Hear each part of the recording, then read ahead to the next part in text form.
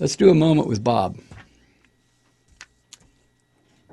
Bob Alexander sent this to me today.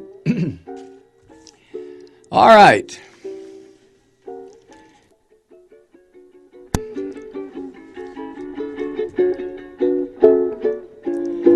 Another Moment with Bob, brought to you by your friends at Offshore Drilling and Mountaintop Removal.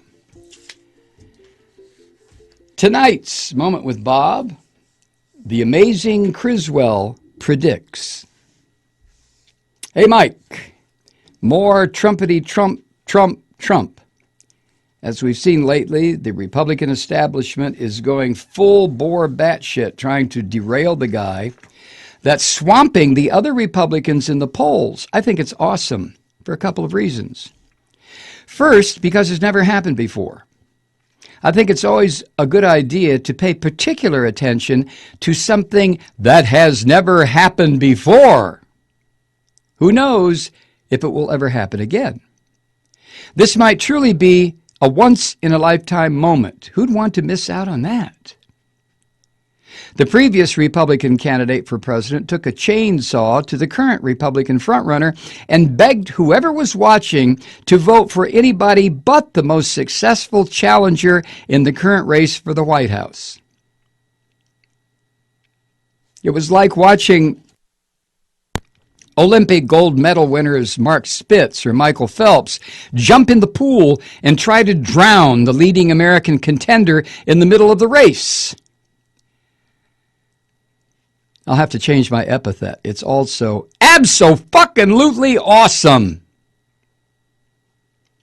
Second, regardless of what happens next, the Republican Party is going to end up looking like a recombinant DNA experiment gone horribly awry. They'll obviously have to change their name from GOP to, what do you call something that has one toothless gaping mouth and millions of assholes? Beats me. But that's just the show on television. To delve deeper into the mist of confusion, I'll have to channel the always amusing but dead, amazing Criswell. At first, the crystal ball is dark and murky, but slowly, it's becoming clear now. I see money, piles and piles of money. And all the Republican candidates are stuffing it into their pants as fast as they can. You see, grifters know when it's time to stop the con, pocket the cash, and get gone before the cops show up. Smart grifters do anyway. These Republican dopes need blatant reminders to know when to drop out of sight. That's what primaries are for. A year ago, everybody assumed it would be a race between Hillary and Jeb, but the Republican stage was swarmed by a bunch of greedy half-wits who just wanted to grab the cash. By October 2015, the second-tier Republicans, the candidates who had a zero chance of winning like Santorum and Jindal and Carly and Rand, they had sucked up millions and millions of dollars. The top-tier bozos suckered the rubes out of 10 times what the kiddie table candidates could scrape up. Ben Carson, the only dwarf who could simultaneously be sleepy and Doc, was hedging his bets. He didn't know if the campaign con was a sure thing, so last October he temporarily stopped his campaign so it wouldn't get in the way of his short-term cash grab, his book tour. One by one, the Republican candidates dropped the facade of running for the job, bailed out, and ran to the bank to count their money instead. Jeb raised over $157 million. This is just the money we can ferret out. The dark money can't be counted by mere mortals. Only the gods will ever know. Money might be free speech, but money also knows when to shut up and hide. The cash dropped during the primaries is chump change compared to the deluge that happens between the conventions and Election Day. The script written last year had Jeb winning the nomination as the other contenders happily deposited their consolation prize money into offshore accounts.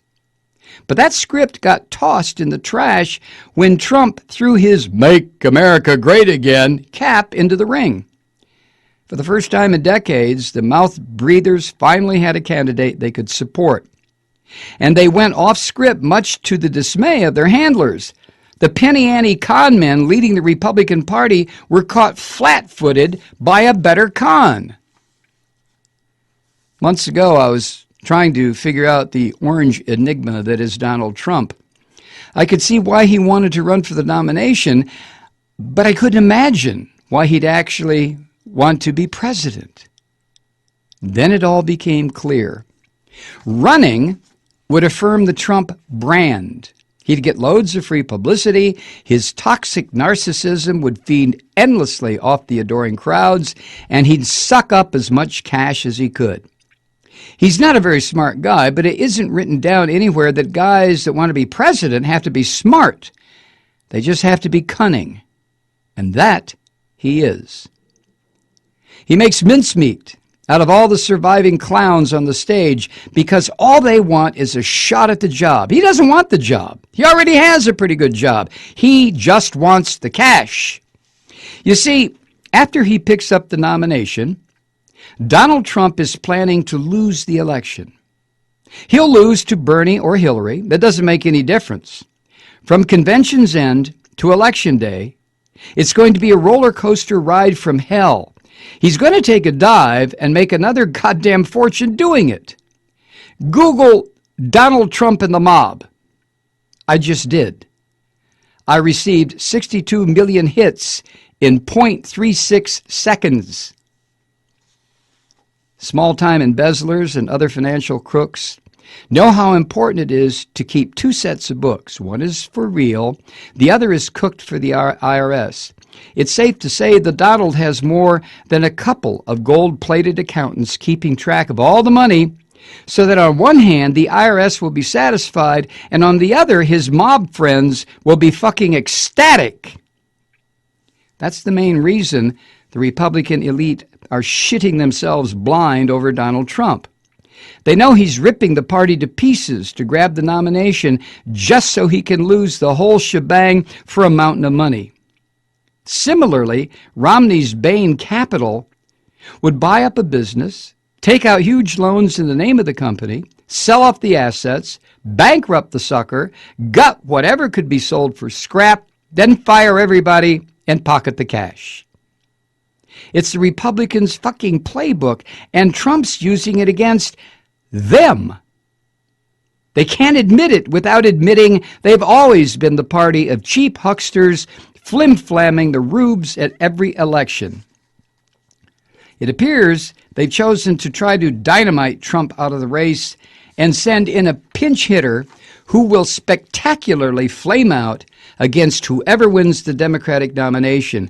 It's a lose-lose situation for them regardless of what they do. The top Republican dogs are barking that if Trump wins the nomination, it'll mean the end of the Republican Party. Well, guess what? Disemboweling themselves by blowing the Trump train off the rails and then throwing babyface Rubio to a pack of wolves doesn't get you the first place spot at the finish line. And I thought the 2000 election was bloody. This one ends with hordes of crazed Republican voters convulsing in rage on the ground, chewing up the dirt, the grass, leaves, bugs, and small helpless mammals. Don't get near them. Don't even think about getting near them. But the crystal grows dark. The amazing Criswell can see no more. Oh, by the way, the amazing Criswell, the real one, died in 1982. Before he passed into the void, he predicted Denver would be struck by a ray from space that would cause all metal to adopt the qualities of rubber, leading to horrific accidents at amusement parks. He also predicted mass cannibalism and that all life on Earth would end on August 18th, 1999. Regards, Bob.